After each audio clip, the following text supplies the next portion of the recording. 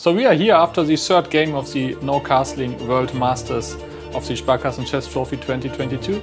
And today, former world champion Vishy Anand surprised us with 6th King E2 in the Berlin Wall. But of course, because of the no castling rules here in Dortmund. Congratulations, Vishy, for your win against Daniel Friedman today. Yes, thanks. I tried to improve a little bit on what Daniel played against Michael. So I tried to anticipate what he would improve. Bishop E3 is maybe only good for a game. And then I saw that for C3, the computer's top move is Queen E7. Quite logical because there is no easy way to defend E5. And then this funny move, King E2, I smiled when I first saw it. But, as we did all today when we saw your game. But when you see Stockfish suggesting it for the first time, then you understand, well, it's just funny. I went King E2.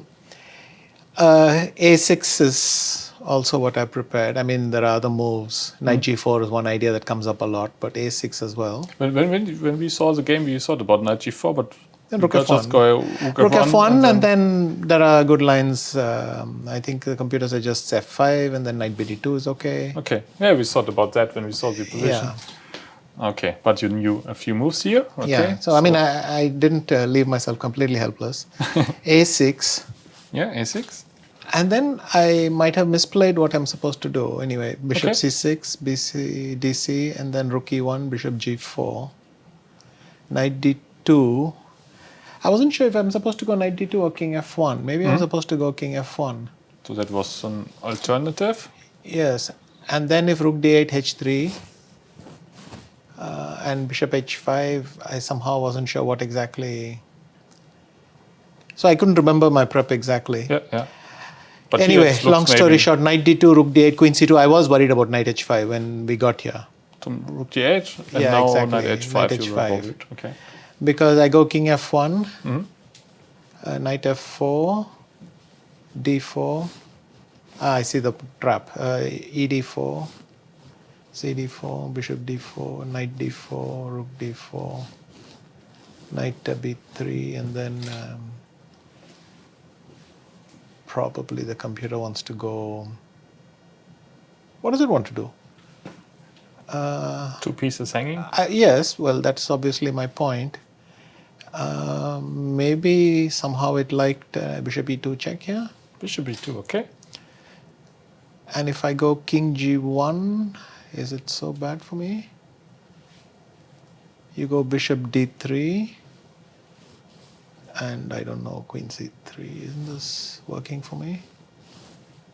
Still two pieces hanging. And after Rook E4, maybe Rook C4, but I have Queen G7. Maybe, sorry, I understand. He wants to go Rook C4. Rook C4 now? Instead of Bishop D3. And my queen is a bit messed up. If Queen D2, then he goes Rook takes C4. So, okay. Yeah, you always miss one detail with these computer things, but at least I hoped that since Daniel had to work everything at the board and be sure that I had not checked it. So maybe I got away with this. And Knight H5 was uncomfortable.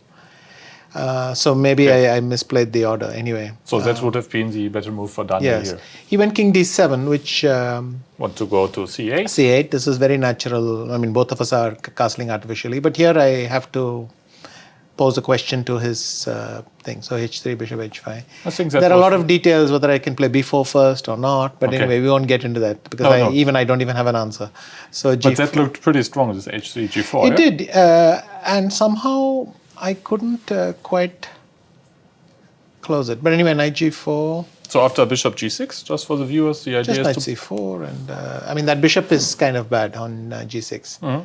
And if I play B4, A4, then the king, when it goes to C8, it'll be back in a mating attack. B5, and the attack starts. Okay. So I think it's quite uncomfortable for him. So your pieces are just much more active. Well, that bishop is not ideally placed.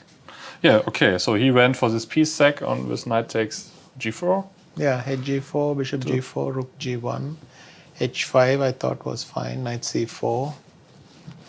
And if he plays F6, I felt I could go Bishop E3, exchange, and put the knight on E3. And I mean, white, all he needs to do is to get out of the pin, and it's an extra piece. Of course, black has very good pawns, and maybe there is compensation, but But white should be better.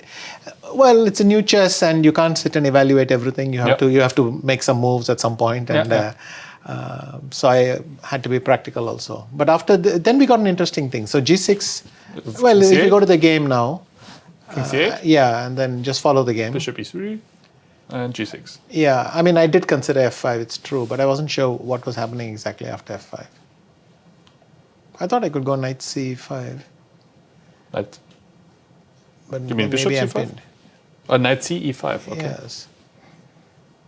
But maybe the bishop E3, Fe3 is awkward. Bishop E3, Fe3, now queen E5 wins. And I mean, G4? Fe4 first, Fe4, D4, queen E5 wins. Because after rook G4, H4, knight E5, yes, rook H2 check, and now I can protect my thing. Yeah. Okay, there are details. I mean, F5 would have been better. I'm not going to bother with an evaluation. So you better try. G6. Okay. G6, to be honest, I also thought G6 was necessary. And then we got this nice endgame. You took?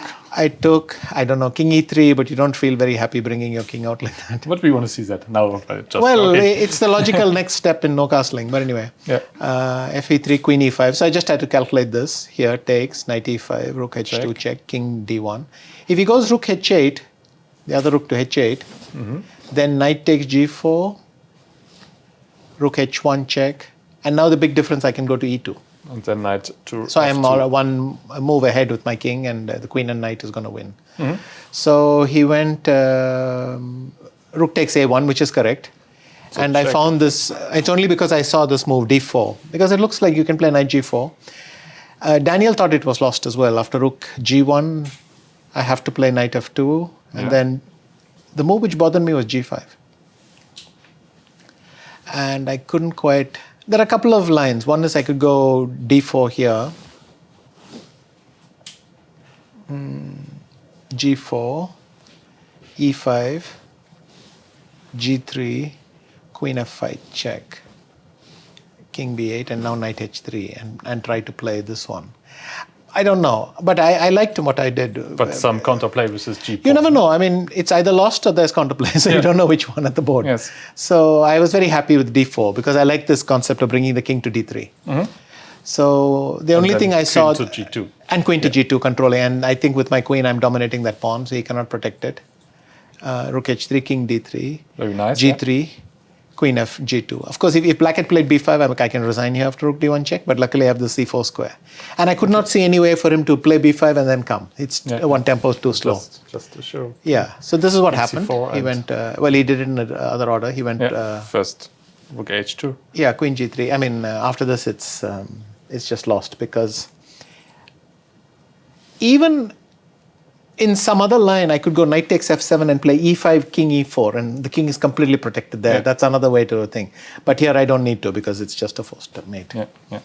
And all I have to do is to lock the king up. And luckily, I still have these two squares with my king. So. Amazing king walk after rook D1. Well, it is no castling. So. Played it, yes. And funnily enough, the person who castled got mated. So. Very nice that he left the mate for you with king C5. Yeah, great game with this king E2 idea. I hope you had fun playing no casting chess today. Yes, I mean, it's nice that you have such a blank slate to try moves, and obviously I'm quite pleased to win. Nice, congratulations and have a nice evening. We see you tomorrow against Dimitri Kollas. Yeah, thanks. Thank you.